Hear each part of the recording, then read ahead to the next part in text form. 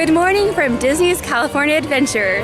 Today we're gonna check out the Food and Wine Festival over at DCA at Disneyland, so let's go.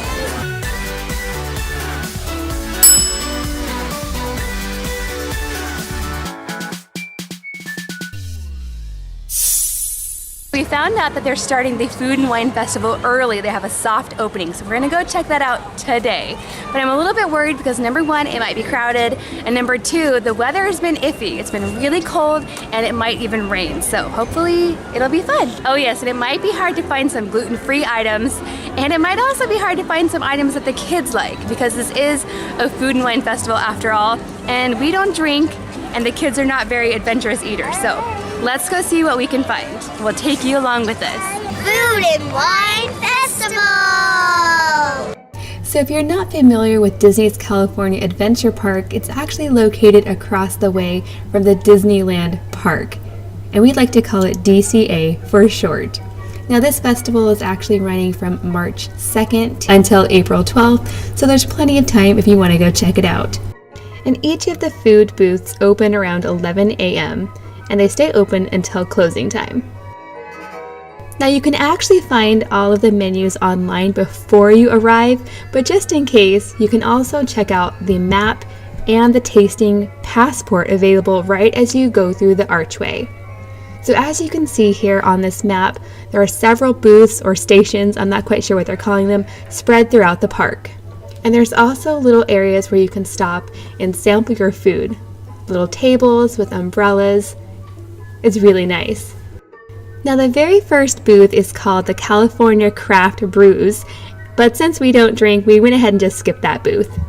Next to that, we found the Peppers Caliente booth, and I was super excited about this one because I'm a big fan of spicy food. Here we found jalapeno mac and cheese, a salmon poke, some margaritas, and things like that.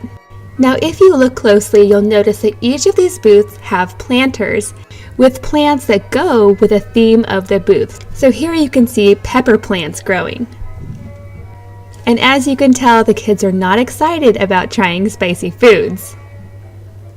I went ahead and ordered the mac and cheese, and it looks delicious. But this is not your regular mac and cheese. This also includes some jalapeno crunchies, bacon, and sour cream.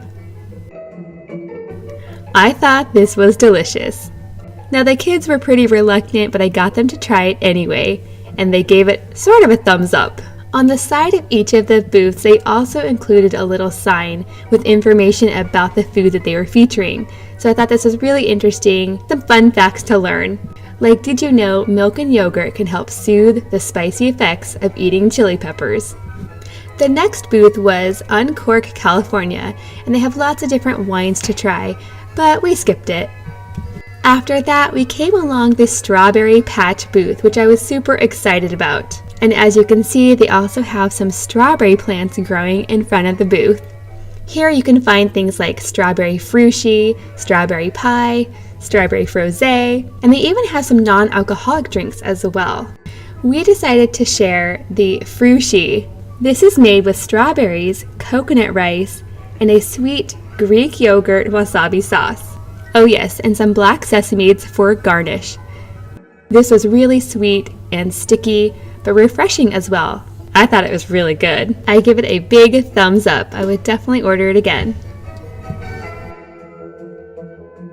But Lily did not feel the same.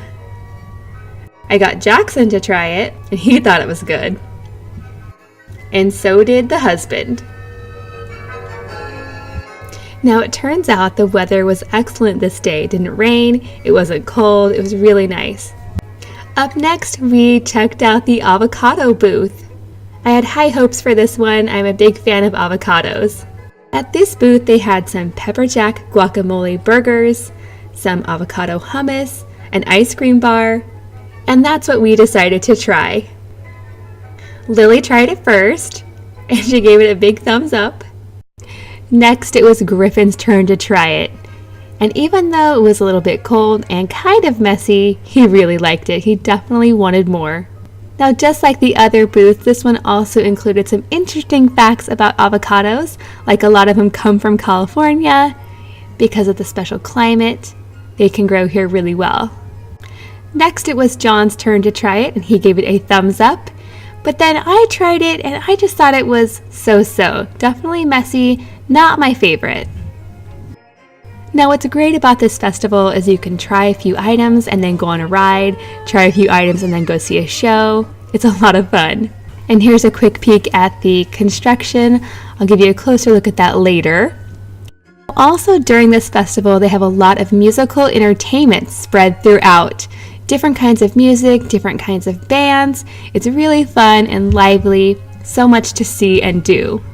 The next booth we came across was called Eat Your Greens, and on that menu they had a lot of vegetables. They had things like grilled asparagus salad, compressed Asian cucumbers, that sounds really fancy, and some kombucha, and some other non-alcoholic drinks as well. But all Lily wanted to eat was a hot dog bun. Next to that, we found the Citrus Grove booth. This was definitely one of the more popular booths that had a really long line. On their menu, they have a citrus pork roast, crispy orange chicken, a lemon macaron, and a ginger mule. But I'm not exactly sure what a ginger mule is. The next booth is the I Heart Artichokes booth, which I definitely do. I love artichokes. We've tried growing some ourselves, and they never really turned out that well. On this menu, they had a chilled artichoke, a fried artichoke carbonara, and a bourbon chocolate whoopie pie. So here's a closer look at the construction I was talking about. As you can tell, they're working on Mickey's Fun Wheel. I think it looks really interesting with all the scaffolding. And then there's the roller coaster as well. The next booth we came across was called Cluck-a-Doodle Moo, and you can definitely tell what they have there just by the title. And this was located right in front of the Little Mermaid ride, which is one of our favorites. Here you can find some beef tenderloin sliders, salt and beer vinegar chicken wings, a panna cotta, lots of different drinks, and an orange vanilla cream float. That sounded so good. At this point, it was definitely time for the kids to get some wiggles out. And as you can see, it wasn't crowded that day. It definitely helped that it was a soft opening day of the festival.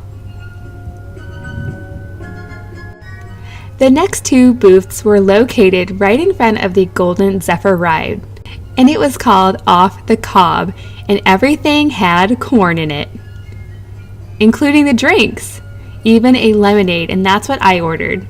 And of course, they topped the lemonade with candy corn.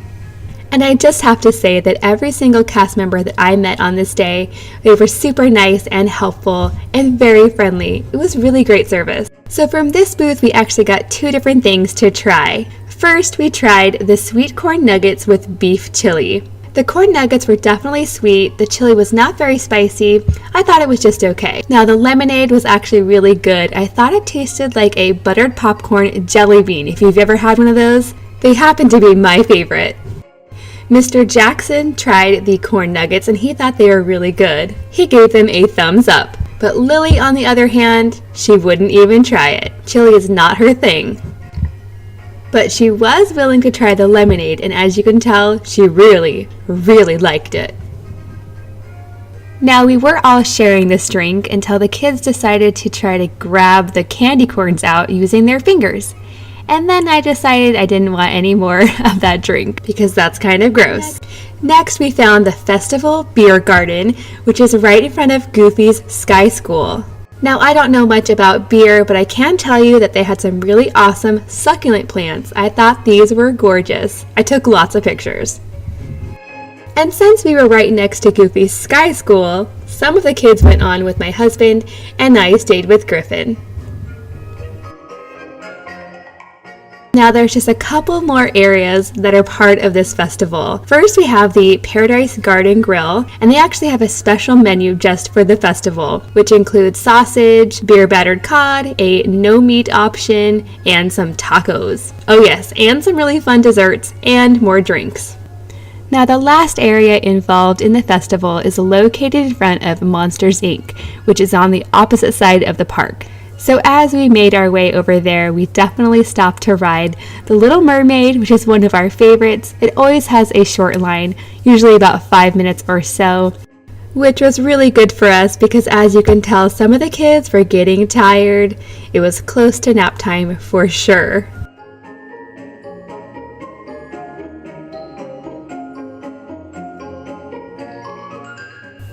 After The Little Mermaid, we headed on over to the Monsters, Inc. area, but we did stop and listen to the streetcar performers. They're definitely one of my favorites.